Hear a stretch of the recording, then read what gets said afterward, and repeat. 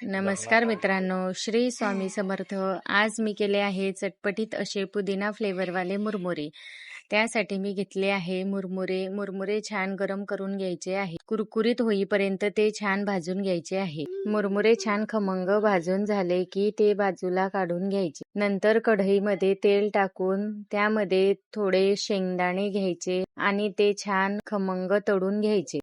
शेंगदाणे तळून झाल्यावर त्यामध्ये आपल्याला भरपूर असा पुदिना तळून घ्यायचा आहे. पुदिना पण छान खमंग तळून घ्यायचा आहे. पुदिना तळून झाल्यावर आपल्याला त्यामध्ये कोथिंबीर तळून घ्यायची आहे. कोथिंबीर सुद्धा छान खमंग अशी तळून घ्यायची आहे. कुरकुरीत झाल्यावर तिला सुद्धा काढून घ्यायचं. नंतर त्यामध्ये कढीपत्ता तळायचा. कढीपत्ता पण छान खमंग तळून घ्यायचा आहे. नंतर त्यामध्ये मी घेतल्या आहे हिरव्या मिरच्या सुद्धा खमंग तळून घ्यायच्या.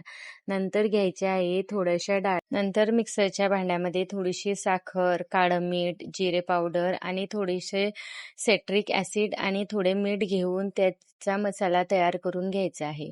नंतर त्याच मिक्सरच्या भांड्यामध्ये आपण तळून घेतलेला पुदिना, कढीपत्ता, कोथिंबीर, मिरच्या त्याचे छान वाटण तयार करून घ्यायचे. नंतर आपण भाजून घेतलेल्या मुरमुऱ्या घ्यायच्या आणि त्यामध्ये तयार वाटण टाकायचे. तयार केलेला मसाला सुद्धा टाकून द्यायचा.